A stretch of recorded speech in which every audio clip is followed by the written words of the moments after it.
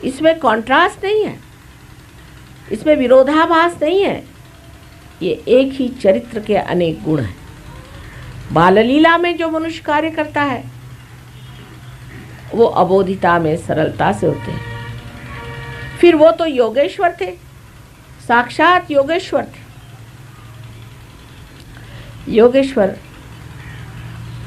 ऐसे थे कि उन्होंने 16,000 पत्नियां कर ली और उसके बाद और 5 पत्नियां कर ली। लोग कहेंगे वाह भाई क्या योगेश्वर थे, इधर 16,000 पत्नियां कर ली और ऊपर से और 5 पत्नियां कर ली। ऐसे योगेश्वर से भगवान बचाए रखे।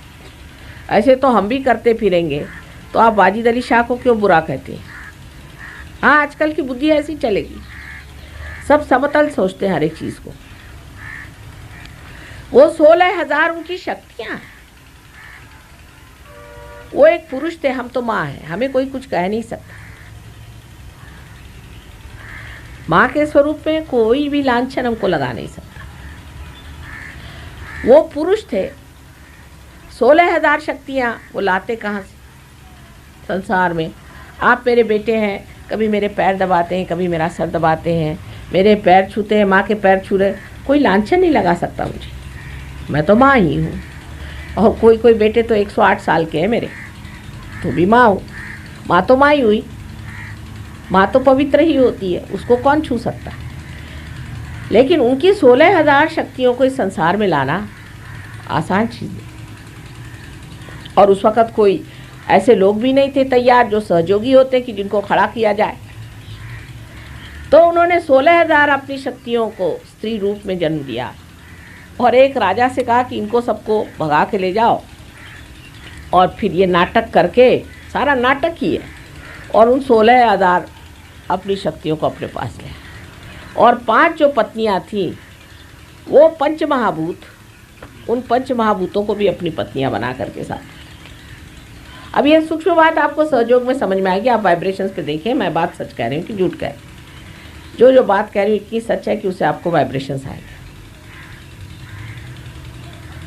ये 16,000 शक्तियाँ और पंचमहाभूतों को उन्होंने एक ऐसे रूप से अपने पास रखा कि लोग लांछन नहीं लगा सकते थे। अब पत्नी है, पत्नी क्या 16,000 क्या कितनी भी हो, पत्नी है बेचारी। लेकिन उनके लीलामय जीवन के अत्यंत सुंदर सुंदर मधुर मधुर ऐसे क्षण हैं कि जिनका वर्णन नहीं किया जा सकता। अब राधा जी, ये उनकी शक्ति। राधा, रा माने शक्ति, एनर्जी। रा, धा, जिसने धारणा की, जिसने शक्ति को धारणा की, वो राधा। और जब उसको लेकर के जब उन्होंने रास रचाई तो फिर वही रास, स माने सहित, शक्ति के साथ वो रास, इस तरह से उन्होंने रास रचाई। उसमें भी कुंडलिनी जागरण का ही व्यवस्था थी। आप लोग सब हाथ घर पकड़ के बैठे हैं और उसमें से 2 आदमियों का कनेक्शन हमारे 2 पैर से लग जाए, उस वक़्त अगर कोई संगीत हो रहा हो, कोई ताल बज रहा हो, तो आपके हाथ में वही ताल बजेगा। जब ताल बजेगा तो जब ताल हाथ में आएगा, 3 ताल बजेगा तो 3 ताल हाथ में आएगा, 1 ताल बजेगा तो 1 ताल हाथ में आएगा। आप देख सकते हैं, इसलिए उसे रास कहा गया था कि रास, शक्ति के सहित उसको घुमाना, ये उन्होंने कार्य किया था। लेकिन नारद मुनि ने एक बार एक खेल रचा और उन्होंने जा करके श्री कृष्ण से कहा कि क्या तुम वाकई इन सब पत्नियों को और इनको सबको प्रेम करते हो? कहाँ करता हूँ। उन पत्नियों को जाके पढ़ा दिया। उन पत्नियों से जाकर इन्होंने कहा कि देखो, श्री कृष्ण तुमको तो प्यार नहीं करते, वो तो सिर्फ राधा ही को प्यार करते हैं। तुमको तो यूं ही रख छोड़ा है घर में पत्नी बना करके कलंक रहित रहने के लिए, वैसे तुमको कोई प्यार व्यार नहीं करते। अब वो आ गए झांसे में, कहा ठीक ऐसा ही होगा, ये हमको कुछ नहीं प्यार करते हैं श्री कृष्ण, ये तो योगेश्वर है, ये क्या हमको प्यार करेंगे, ये तो राधा जी को ही प्यार करते। तो वो आके कहने लगे कि आप तो हमको प्यार नहीं करते, आप राधा जी को प्यार करते। श्री कृष्ण ने कहा बाबा बाबा ऐसी बात नहीं कहो, मेरे पेट में बहुत दर्द होने लगा, इतना दर्द हो रहा है मेरे को कुछ। आपको क्यों दर्द हुआ? कल ऐसी बात करने से मेरे दर्द हो जाता। आप घबरा गई। कल अच्छा इलाज बताओ। इलाज बहुत सोपा, ऐसा करो तुम्हारे चरण की जो धूली है वो मुझे पीने को दे दो तो मैं ठीक हो जाऊंगा। उनका वाह, पहले तो हमें प्यार नहीं करते और हमारा सब पुण्य भी छीन लेना चाहते हो कि तुम्हारे पैर की धूली हमें पीना चाहिए तो हमारे पैर की धूली आप पीजिएगा। ये हमसे नहीं हो सकता, ये सब हमें बेवकूफ़ बनाना, हमें न बनाइए। उन्होंने कहा कि भाई ये तो एक ही तरीका है। नारद मुनि ने कहा कि नारायण नारायण अब क्या किया जाए? कहा अच्छा तुम जाओ राधा के पास, उससे कह दो।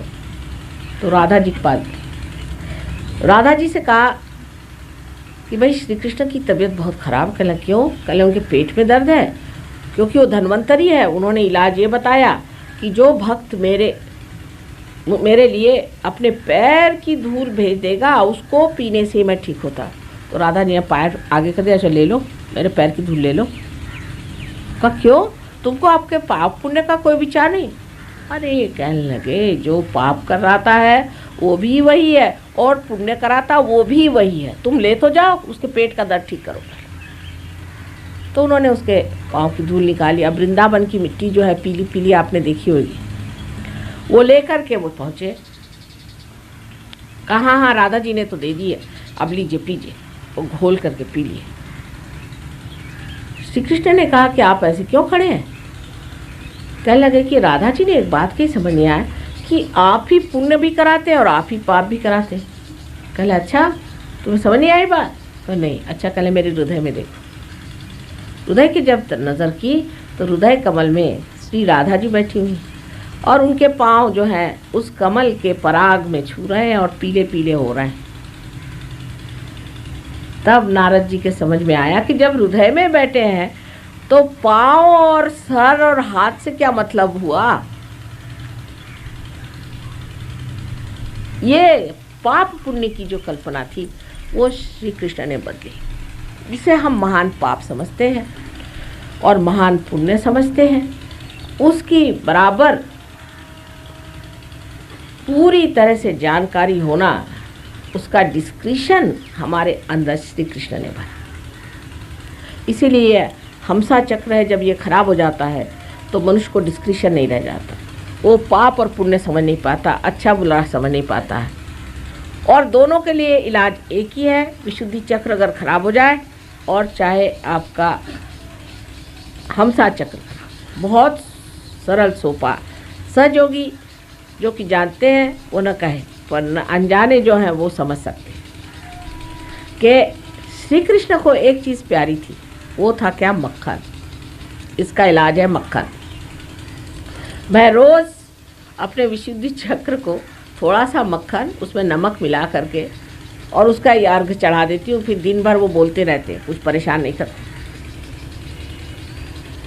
आप लोग भी ये करें कि थोड़ा सा मक्खन अंगूठे पर ले करके उसमें नमक लगा लें और यहाँ जो परजीव है पीछे उसको उसका 3 बार अर्घ चढ़ा दें, बिल्कुल गला ठीक हो जाएगा, खांसी आसी सब गायब, सब कुछ ठीक हो जाएगा। और हमसा चक्र इसलिए पकड़ता है कि हम जिस जगह रहते हैं वहाँ खुश्की है और खुश्की के कारण एक बड़ा भारी प्रश्न खड़ा हो जाता है, वो ये कि हमारे अंदर की जो त्वचा है जो कि बहुत झिल्ली सी है और इसके जो एपिथेलियल सेल्स होते हैं वो सूख जाने की वजह से, जैसे हाथ की भी सर्दियों में हाथ की भी चमड़ी सूख जाती है, उसी प्रकार अंदर भी सूख जाती है और उसी से आपको ये सब बीमारियां, साइनस और दुनिया भर की चीज़ होती है। उसका भी बहुत सरल इलाज है।